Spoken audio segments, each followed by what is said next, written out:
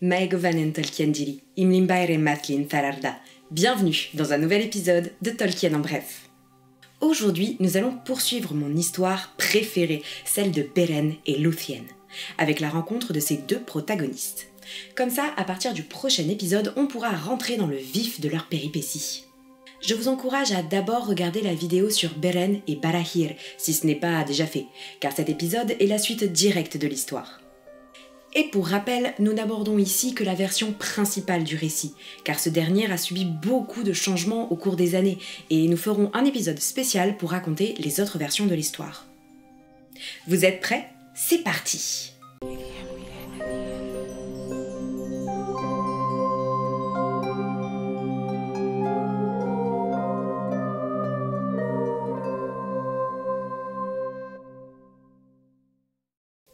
Donc, depuis la Dagor Bragolar, c'était la misère absolue pour le peuple de Beor, qui vivait encore dans le Dorthonion. Les femmes et les enfants avaient fui dans le Brethil et le Dorlomin, tandis que Barahir, le chef de ce peuple, était resté pour combattre Morgoth. Malheureusement, lui et ses fidèles finirent par tous être tués dans un guet-apens tendu par Sauron, premier général de Morgoth. Sauf Beren, qui avait été envoyé en mission de reconnaissance au loin au moment de l'attaque de leur camp par les orques. Beren, après avoir tué le commandant des orques et récupéré l'anneau de Finrod que portait son père, se retrouva donc tout seul dans cette région désormais entièrement aux mains de Morgoth. Il survécut en partie grâce aux animaux dont il gagna l'amitié. Oiseaux et bêtes l'aidèrent donc à survivre sans jamais le trahir. C'est à partir de cette époque qu'il se jura de ne plus jamais tuer une bestiole à moins qu'elle ne soit au service de Morgoth. Beren est ainsi le seul personnage de l'univers de Tolkien officiellement végétarien. Parce que oui, profitons-en pour établir une vérité. Les elfes, et notamment les Noldor et les Sindar, mangent de la viande et adorent chasser. Les seuls à éventuellement être végétariens, mais c'est pas sûr, ce sont les Laekwendi qui vivent dans l'Océan. Donc non, les elfes ne font pas que manger de la salade. Beren ne craignait rien, sauf d'être fait prisonnier. Ce mélange de désespoir, d'hardiesse et d'audace lui permirent donc de survivre dans cette région hostile pendant encore 4 longues années. 4 ans à parler uniquement à des animaux. Ça me rappelle quelque chose. Well, I'm sorry! I'm sorry! Well, no! I can't! Well done! Ces 4 années, il les passa à se battre contre les créatures de Morgoth, tout en évitant d'être fait prisonnier. Ses exploits étaient si grands qu'on en entendit parler partout en Beleriand et même dans le royaume caché du Doriath. Morgoth, passablement agacé, mit un prix sur sa tête aussi gros que celui de Fingon, roi des elfes, mais les orques s'étaient mis à terriblement craindre Beren et avaient donc plutôt tendance à se barrer en courant quand il l'approchait plutôt que de chercher à le tuer. Vous partez vers l'arrière pendant que la troupe avance et vous rentrez à Camelot. C'est le rebrousse-chemin. Morgoth, qui en devint carrément désappointé, demanda une fois de plus à Sauron de régler le problème Beren. Sauron, c'est un petit peu la carte Joker de Morgoth en fait. Dès qu'il y a un souci, il envoie le régler. Sauron sortit l'artillerie lourde, en prenant avec lui dans cette tâche des loups-garous. Là, pour le coup, les choses devinrent vraiment tendues pour Beren, qui se retrouva serré de près par ces horribles bestioles. Il dut donc finalement se résoudre à quitter le Dorthonion. En même temps, on se demande ce qu'il faisait là-bas tout ce temps, hein. C'est pas vraiment le meilleur endroit pour passer des vacances. L'hiver de l'an 433-434 du Premier Âge, tandis que le Dorthonion était sous la neige, Beren décida de partir de ce pays où était la tombe de son père pour sauver sa peau. Mais pour fuir, il n'y avait pas 36 chemins. Il se dirigea donc vers le sud, sur les hauteurs des montagnes de la Terreur, pour passer en Doriath via les Ered Gorgoroth, l'endroit le plus dangereux de tout le Beleriand. À part Angband peut-être. Alors, je suis désolé, je te coupe encore une fois. Andoriath, c'est pas le royaume où il y a la ceinture de Melian, où personne ne peut rentrer sans l'autorisation du roi ? Tu as bonne mémoire.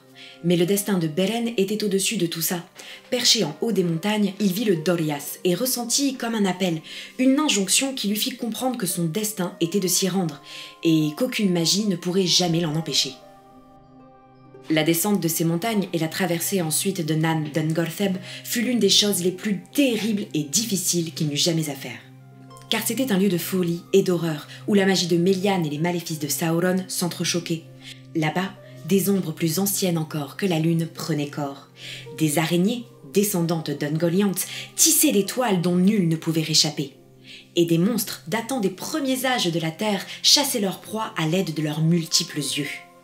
Sur son chemin, Beren ne pouvait espérer aucune aide, ni trouver aucune nourriture qui aurait pu le sustenter, car c'était un pays de morts. Nul ne sait d'ailleurs comment Beren parvint à trouver son chemin dans ce dédale d'horreur, ni comment il déjoua les enchantements que Melian avait tissés.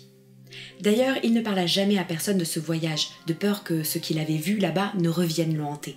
Un peu traumatisé le Beren quand même. Beren arriva finalement au bout de sa peine, et pénétra dans le royaume du Doriath. Titubant, courbé et gris à cause des épreuves qu'il avait endurées pendant son voyage. Mais une fois dans ce royaume, il put reprendre des forces grâce à tout ce que la nature du Doriath avait à lui offrir. Il erra ainsi pendant de longues journées et semaines dans les bois du roi Thingol, à récupérer de sa terrible épreuve. Il est temps de vous parler maintenant de Luthien, qui est mon personnage préféré de tout l'univers de Tolkien. Luthien était la fille unique de Thingol, le roi du Doriath, et de Melian, la Maya. Née en 1200 de l'âge des arbres, elle est la seule dans toute l'histoire à être le fruit de l'amour entre un elfe et une Maya. Elle grandit donc sous les étoiles, dans les bois du Doriath. Elle était considérée comme la plus belle de tous les enfants d'Ilúvatar, car malgré son métissage, elle était considérée comme appartenant au peuple des elfes et non des Maillards. Luthien avait des yeux gris, comme la voûte étoilée, des cheveux aussi noirs que les ombres de la nuit. Son visage, quant à lui, était d'une lumineuse clarté et rien n'égalait sa beauté. Elle était habituellement vêtue de bleu azur et portait une cape parsemée de fleurs d'or. Ce qu'elle aimait par-dessus tout, c'était danser dans les bois. Elle le faisait parfois seule, parfois accompagnée de Daeron, le plus grand ménestrel parmi les Sindar, qui jouait de la flûte pour qu'elle puisse danser en musique au cœur de la forêt. Daeron était d'ailleurs amoureux de Luthien, mais malheureusement pour lui, cet amour n'était pas réciproque. Parfois, elle chantait pour accompagner sa danse, et sa voix était si claire qu'elle transperçait les cœurs de ceux qui l'écoutaient. Luthien, sans doute de par son ascendance Maya, avait également quelque chose de magique, et plus encore que les autres elfes, semblait au travers notamment de ses chants avoir une influence sur son environnement. Attends, parce que je sais qu'il y a pas mal de viewers là qui doivent se demander ce que tu racontes. Je croyais qu'il n'y avait pas de magie dans l'univers de Tolkien.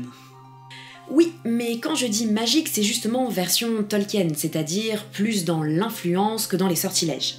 Et encore, vous verrez que Luthien est finalement une des seules protagonistes de l'univers qui va réellement faire des choses que l'on peut considérer comme magiques. Mais n'en disons pas plus pour le moment, je ne voudrais pas vous spoiler. Un soir d'été, au lever de la lune, alors que Beren errait dans la forêt de Neldoreth, près de la rivière Esgaldwin, il fut stoppé net par une vision enchanteresse.